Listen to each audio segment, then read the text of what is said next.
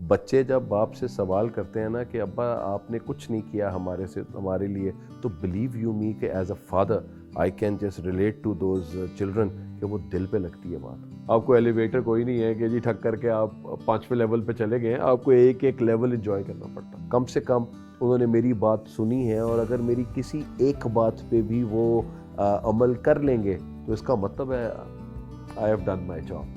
अस्सलाम वालेकुम नाज़रीन, मैं हूँ आपकी होस्ट फातिमा कासमी। उम्मीद करती हूँ आप सब खैरियत से होंगे। तो जी नाज़रीन, आज मैं आपको जिस शख्सियत से मिलवाने जा रही हूँ वो ड्रामा इंडस्ट्री में उनका काफ़ी बड़ा नाम है। उन्होंने काफ़ी ड्रामास किए हुए हैं, जैसे कि काबली पुलाव, रांझा रांझा कर दी। तो आइए मैं आपको उनसे मिलवाती हूँ।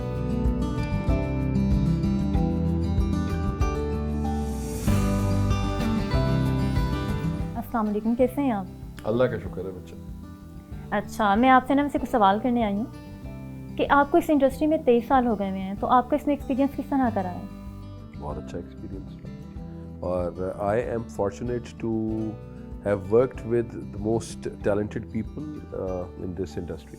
बहुत अच्छा है, starting up from ma'am Samina Ahmed and ending up to Kashif Nisar sahab. वो सब के सब लोग जो जितने भी साथ मिलते गए वो बहुत आई थिंक उनसे बहुत लर्निंग भी हुई है, और एक एक्साइटिंग जर्नी भी है। तो ये एक्टिंग का शौक कब कैसे पैदा हुआ?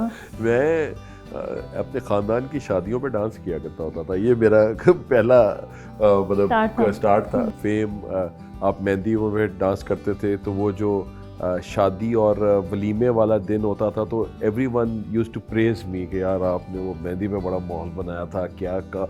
तो उस तरह करते कराते फिर जब कॉलेज में, यूनिवर्सिटी में जब मैं आया, तो फिर आई स्टार्टेड राइटिंग स्किट्स। छोटे छोटे स्किट्स लिखता था, तो वो होता था वेलकम पार्टी या फेयरवेल पार्टी में कोई ना कोई एक स्किट करता होता था अपने दोस्तों के साथ मिलके। तो वो करते कराते फिर यहाँ तक आ गए। आपका अगला ड्रामा हम कब देख रहे हैं और उसमें कैरेक्टर क्या है आपका? अभी जी ग्रीन्स पे 2 ड्रामे आए, एक काबली पुलाव था और एक अभी ब्रेकिंग न्यूज़ ख़त्म हुआ है, और अब एक जियो का प्ले है दिले नादान, तो उसकी मैं आजकल रिकॉर्डिंग कर रहा हूँ। तो वो इंशाल्लाह ताला मेरा ख्याल है शायद ईद के बाद जियो पे लगेगा। तो वो भी डिफरेंट है और मज़ेदार ड्रामा है। उसमें ये था कि पहला जो भी ब्रेकिंग न्यूज़ कर रहा था, तो अमर ख़ान मेरे साथ हैं, तो मैं अमर ख़ान को प्रपोज़ कर रहा होता हूँ, और अमर ख़ान कहते हैं कि ये मेरे साथ आ जाएं, लेकिन दिले नादान में अमर मेरी बहन बनी हुई है।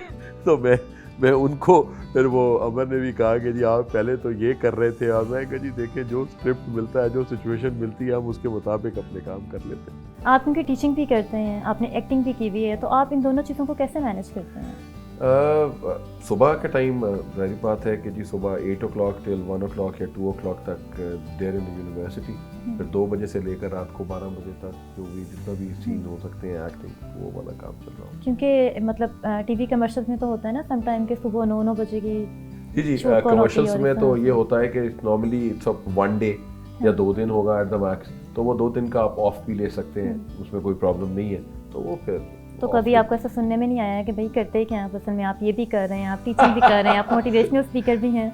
वो हर जगह पे बहुत दफ़ा ये कहा जाता है कि आप करते क्या हैं, लेकिन वो मुझे अंदाज़ा हो जाता है, तो मैं क्या आहिस्ता आहिस्ता लोगों को भी पता लगता है कि मैं क्या करता था। कभी कोई ऐसा एक्सपीरियंस हमें बताएं? नहीं सच कभी वो नहीं है। मेरे बेगम के, जब मैं शादी मेरी हो रही थी, तो मेरे बेगम के नाना ने एक दफ़ा मेरे से पूछा था कि मियाँ आपका वो ड्रामा भी देखा, बहुत अच्छा था, और ये भी ड्रामा आपका बहुत अच्छा है जो अभी आप चल रहा है, 2 ड्रामे चल रहे थे, इंस्पेक्टर खोजी और बोला टी स्टॉल, तो आप करते क्या हैं? मैंने कहा जी यही करता हूँ जो मेरा काम है। उन्होंने कहा नहीं ये तो आपका शौक है, असल में क्या करते हैं? तो वो फिर मैंने कहा जी वो पढ़ाना है, that's teaching. I want people to know me as a teacher, as an actor. ये 2 ही मेरी स्किल सेट है, और इन दोनों के साथ ही मैं जानना, दुनिया मुझे जाने, यही मुझे अच्छा लगता है। तो आपको क्या पसंद था, मतलब टीवी कमर्शियल्स करना या ड्रामा इंडस्ट्री?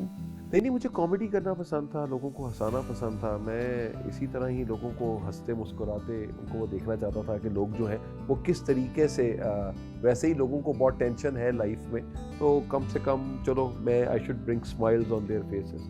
तो हमने स्टार्ट कॉमेडी से ही किया था, और 7-8 साल सिर्फ कॉमेडी की। 30-30 दिन 60-60 दिन आपने टाइम लगाया हुआ होता है, उसके बाद फ़ायदा क्या?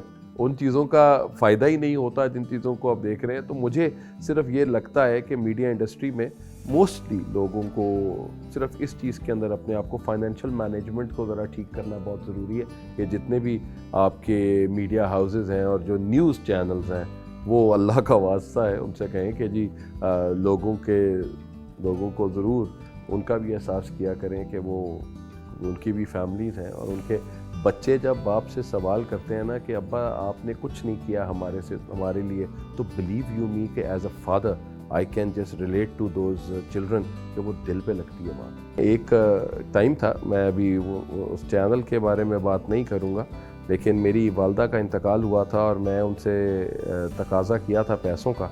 तो उन्होंने कहा कि जी ये ना 4-5 सीन है, ये करवा दें तो ये करवा के आपको पैसे मिल जाएंगे। तो मेरी अम्मा की डेथ को भी 9 साल हो जाएंगे तो अभी तक वो पैसे नहीं मिले।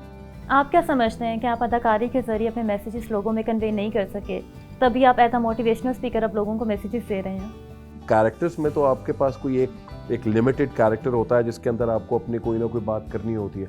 As a motivational speaker, as a teacher, मुझे ये लगता है कि मैं ज़्यादा ऑडियंस के साथ बात कर सकता हूँ, उनके साथ जिस तरह हम 1-to-1 इंटरेक्शंस कर रहे होते हैं वो बहुत इम्पॉर्टेंट है। और आप अगर 500 लोगों का कोई मजमा है या 300 लोगों के आपके यूथ के साथ आप बात कर रहे हैं, तो वो यूथ जब आपसे क्वेश्चन करती है तो वो उनको ये अंदाज़ा होता है कि वो कम से कम उन्होंने मेरी बात सुनी है और अगर मेरी किसी एक बात पे भी वो अमल कर लेंगे तो इसका मतलब है I have done my job. तो वो मेरे लिए वो चीज़ बहुत ज़्यादा आसान है कि ठीक है, अल्लाह ने अगर मुझे थोड़ा सा डाइवर्सिफाई कर दिया है कि मैं बहुत सी चीज़ें कर सकता हूँ, तो मुझे लगता है कि हर चीज़ में मैं लोगों के लिए क्या लर्निंग हो सकती है और मेरे लिए उसमें क्या लर्निंग है, इन चीज़ों को मैं वाकई सबसे ज़्यादा प्रायोरिटाइज़ करता हूँ।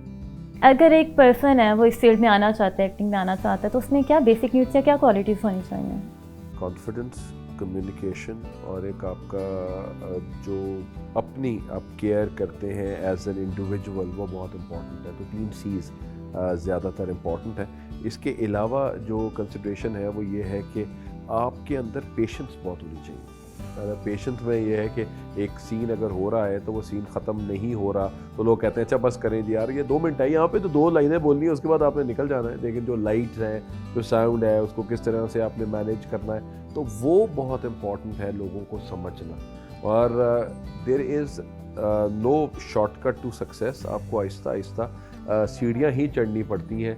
आपको एलिवेटर कोई नहीं है कि जी ठक करके आप 5वें लेवल पे चले गए हैं। आपको एक एक लेवल एंजॉय करना पड़ता है। तो आवाज़ इसमें कितनी मैटर करती है? बहुत ज़्यादा।